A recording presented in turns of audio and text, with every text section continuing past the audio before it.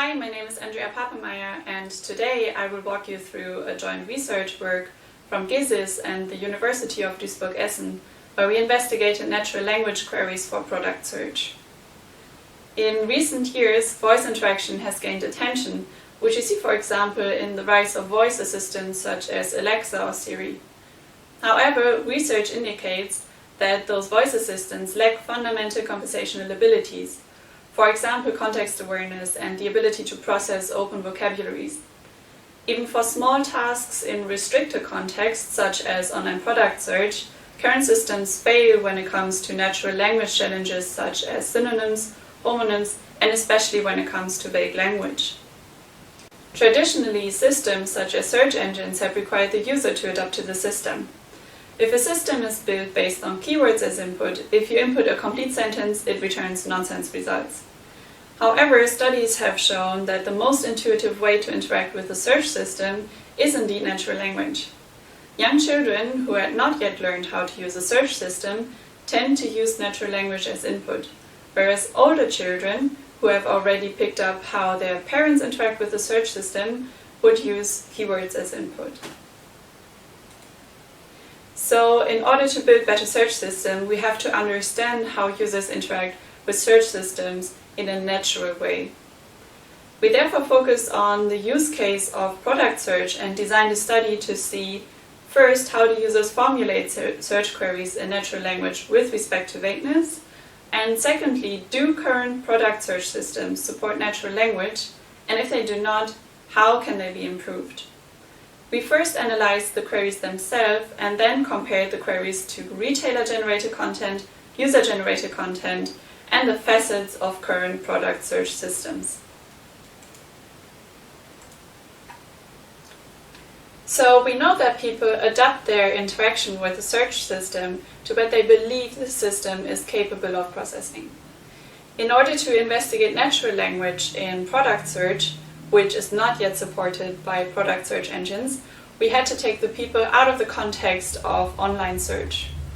In our study, we therefore asked participants to imagine that they are in need of a new jacket or a new laptop and simply describe this product in their own words. In total, 132 participants took part in this study. After they described the product in their own words, we asked them to go to Amazon.com, search for the product, and give us the URL to their preferred product. They could search however they liked, so the search on Amazon was decoupled from describing the product before. Afterwards, we asked them to fill in a questionnaire about their satisfaction, domain knowledge, and demographic background. In a second step, we then asked human annotators to rate the vagueness of a description on a scale of 1 to 10. We averaged the scores per description to have an estimate of how vague an individual description is. We then asked 3 different annotators to divide the descriptions into segments so that each segment describes exactly one quality of the product. We took the Amazon URL to automatically extract information about the product that the participant chose, the title, product description, and the reviews that the product has gotten from other users. Finally, we extracted the facets offered by Amazon for both laptops and jackets, and also the facets of 2 platforms specializing on those products. Part of our goal was to examine how well current search systems support intuitive product descriptions. So we calculated how many segments of our intuitive description appear in the product information that we extracted from Amazon. We call this the coverage of an information source. I should note that the coverage is a purely lexical matching, so there is a match if the word or segment appears in the text. If it doesn't, there is no match. So with respect to query formulation, we found that there is a broad variety of vagueness levels for both laptops and jackets. You can see here the distribution of vagueness scores for our intuitive descriptions. There are mainly 2 groups: descriptions with low vagueness on the left and descriptions with high vagueness on the right. The structure and formulations also vary a lot among descriptions. You can see here as examples the descriptions rated the most vague and the least vague. They replaced the product name by words such as it and one because the word jacket or laptop were already mentioned in the task description. They use vague words such as reasonably or quite and differ in their length and information density. Overall, we found that people who described more attributes of a product were the least satisfied with the product they actually found on Amazon. From these insights, we derived two design implications.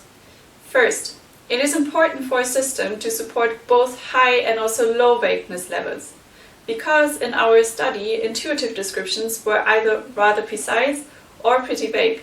So by focusing on only one of those two groups, you would miss out on half of your users. Secondly, systems should account for conversational challenges, because you see that our participants sometimes omitted pronouns or refer to earlier sentences. A system therefore needs to interpret user input in the context of the whole description, not only single words. We also compared the user descriptions to retailer-generated content, so the title and the product description that we found on Amazon.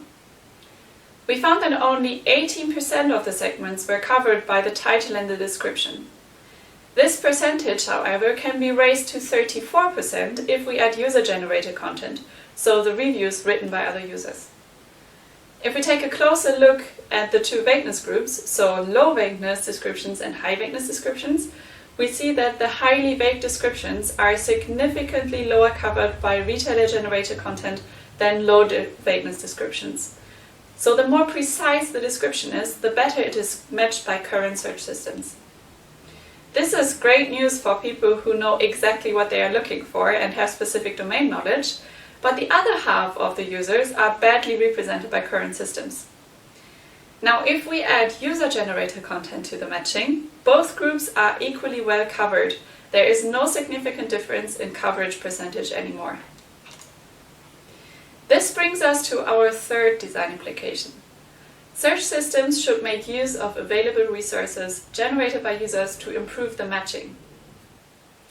Finally, we repeated the process with currently existing facets from a generic retailer, Amazon, and two specialized retailers, one for jackets and one for laptops. Not surprisingly, the coverage of the facets was higher for specialized retailers than for the generic retailer. However, with only 33%, the coverage is still quite low, even though the specialized retailer of laptops offered 84 different facets. So what about the other 67% of the segments that are not yet covered by existing facets? Well, we clustered them into groups of attributes that are potential new facets. In both domains, we found recurrent attributes such as purpose, experience, and appearance. But there's also the need for domain-specific facets such as the model type of a laptop or the software that comes with it, the material and the accessories of a jacket. So in summary, that means that in order to offer facets that match the user's needs, users should be included into the design process from an early stage on, so that facets are not only based on the hard facts of a product, but on the actual user needs.